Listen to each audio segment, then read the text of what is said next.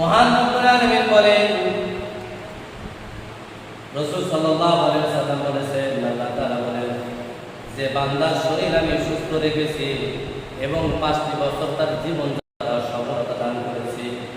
এই ব্যক্তি যদি সুস্থ থাকা সত্ত্বেও 5টি বছর অতিক্রম করার পরেও আমার ঘরে আগমন করল না, সেজন্য সুনিশ্চিতভাবে বঞ্চিত হওয়া এবং হতভাগ্য হয়ে গেল। সেজন্য মনে করে আমার মতো হতভাগ্য আর কেউ নাই। 5টি বছর আমরা যারা কর্ম কাজ করি, ইনকাম করি, এই অর্থ সম্পদ আমরা জমা রেখে রেখে আল্লাহ জিয়ারত করার কথা বলেছেন।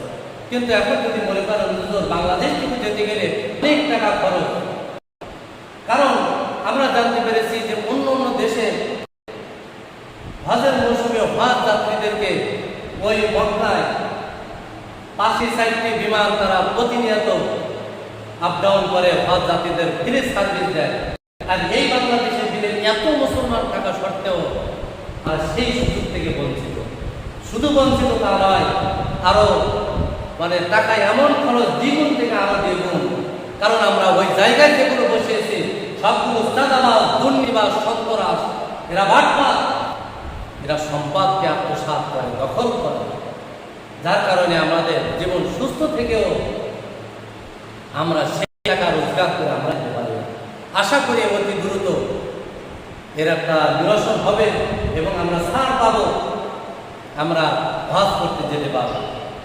রব্বুল আলামিন বলেন, ব্যক্তি আল্লাহর জন্য নিবেদিত সর্বপ্রকার পাপ ও অন্যায় অশ্লীলতা মুক্ত হয়ে হজ আদায় করল, সেজন্য এক নবজাতক শিশুর মতো নিষ্পাপ হয়ে গেল।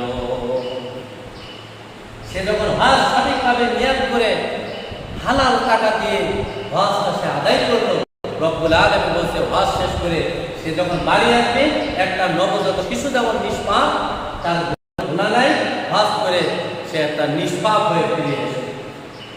আমরা আরো একটা হাদিসে দেখলাম, একটা হাজি সাহেবের মুখের দিকে যখন তাকানো হয় অনেক সগীরা গুনাহ কোনো বান্দা চুরি করে যায়। কিন্তু আমার দেশ থেকে মানুষ বেশিরভাগে হাসি আছে হজ করতে যায়, তারা সুদে টাকা দিয়ে অন্য জমি জোর করে দখল করে সেই জমি বিক্রি করে ব্যাংকে টাকা রেখে সেই সুদের টাকা দিয়ে। এই হলো আমাদের পরিস্থিতি। তাহলে আমরা নিষ্পাপ হয়ে আসবো কি করি? যদি হালাল রুজি আমরা উপার্জন করে তার থেকে জমা রেখে রেখে আমরা হজ করতে যেতে পারি, একটা নবজাতক শিশুর মতো নিষ্পাপ হয়ে আমরা আমাদের ঘরে ফিরব। আল্লাহ তাআলা তৌফিক দান করুন বলে আমিন। এরপরে রব্বুল আলামিন বলেন, একবার যদি আমার কোনো বান্দা উমরার পরে দ্বিতীয়বার আবার আদায়ের জন্য নিয়ত করলো, যখন উমরা আদায় করা হয় তখন সে দুই উমরার মধ্যবর্তী যে সময়গুলো পার করা হয়, এই মধ্যবর্তী উমরা পূর্ণময় যতক্ষণ না হয় বা এর ভিতরে যতগুলো গুনাহ করে রব্বুল আলামিন সবগুলো গুনাহ মাফ করে দেয়। আর পূর্ণময় পরকালময় হজের একমাত্র পুরস্কার হলো জান্নাত। তাহলে আমরা যদি একবার উমরা করি, উমরা করতে গেলে তো খরচ কম আছে, অর্থ সম্পদ রোজগার করে যদি একবার উমরা করে আল্লাহর ঘর জিয়ারত করে আসি, তাওয়াফ করে আসি, তাহলে কি সুন্দর পুরস্কার আল্লাহ রেখেছেন। যদি হালাল রিজিক হয়, হালাল পন্থার সম্পদ হয়, টাকা হয়, তাহলে রব্বুল আলামিন বলছে ওই ব্যক্তি যখন হজ করে আসবে তার এই আগের বার উমরা করলো, ইমান করলো, এই দুই উমরার মাঝখানে সব গুনাহগুলো মাফ করে দিল। আর পূর্ণ হজের পুরস্কার আল্লাহ তাআলা দান করবেন তার জন্য জান্নাত। তাহলে অবশ্যই আমরা চেষ্টা করব এই হজগুলো করার। আরেকটি বিশেষ বাক্য আপনাদের জন্য, এই হজ করতে আমরা যারা যাব, পানি আমরা কম খাবো, খাবার আমরা কম খাবো, যাদের পোশাক আমাদের কম আসে, আবার ইস্তেনজাজ আমাদের কম আসে। কারণ সর্বশ্রেষ্ঠ দোয়া হলো আরাফার দোয়া। আরাফার দিন যায় যে হাজি হাত করে দোয়া করে, আল্লাহ রাব্বুল আলামিন তারা হাত কোনদিন ফিরাই দিতে পারে না।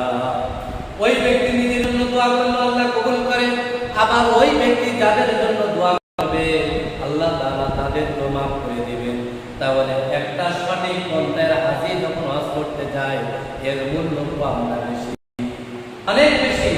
তাহলে আমরা যখন হজ করার নিয়ত করবো, তাওয়াফ করবো, তখন সব সময় খাওয়া আমরা কম খাবো।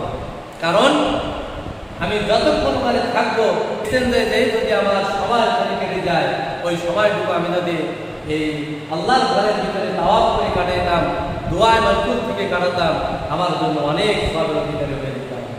এই জন্য ওখানে যে পানি কম খাবেন, একজন আরেকজনের রুমে যে আপনারা কথাবার্তা কম বলবেন, সব সময় চেষ্টা করবেন আমরা সুন্দর করে জন্য এখানে যে উদ্দেশ্য করে এসেছি, আমার জীবনের গুনাহগুলো মাফ করে নিষ্পাপ নবজাতক শিশুর মতো আমি আবার আমার ঘরে আত্মীয়স্বজনের সামনে আমি ফিরে যেতে পারি।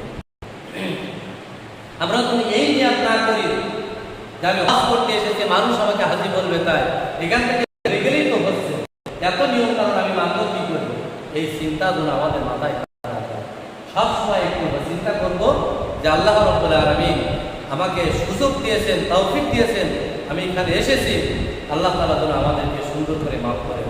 আরেকটি দোয়া আল্লাহ তাআলা শিখিয়ে দিয়েছেন,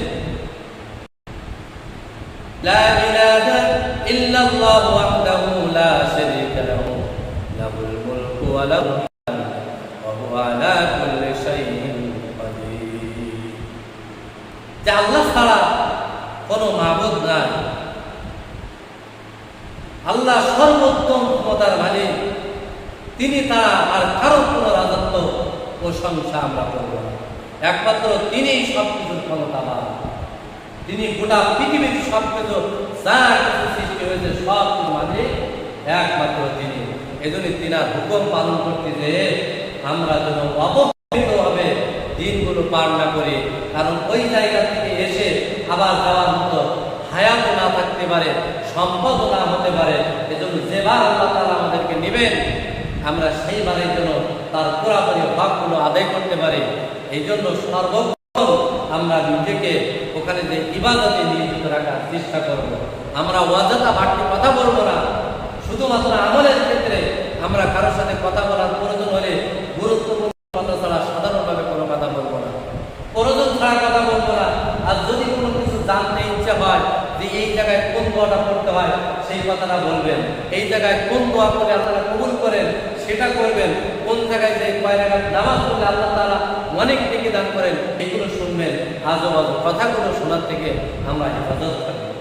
আল্লাহ তাআলা গুরুত্বপূর্ণ আমলগুলো করে আমাদেরকে যেন নিষ্পাপ হওয়ার মতো সেই তৌফিক দান করেন, এবং পাশাপাশি আমাদেরকে গোটা বাংলার মুসলমানকে ঐক্যবদ্ধ হয়ে হজ যাত্রার যে খরচ আমাদের উপরে চাপাই দেওয়া হয়েছে, আমরা আন্দোলন করে আলেম সমাজ এর একটা দায়িত্ব হাতে নিয়ে অবশ্যই আমরা আন্দোলন করে এর খরচ যেন নিয়ন্ত্রণে আনতে পারি, যেন প্রত্যেকটা মানুষ একবার হলেও জীবনে উমরা করে মক্কা মদিনা মুনাওয়ারা, তো সোনার মদিনা সোনার মক্কা নিজকে দেখে জিয়ারত করে তাওয়াফ করে আল্লাহর কাছে ফরিয়াদ করে জীবনের গুনাহগুলো মাফ করে নিষ্পাপ হয়ে জমিনে কবরে যেতে পারে।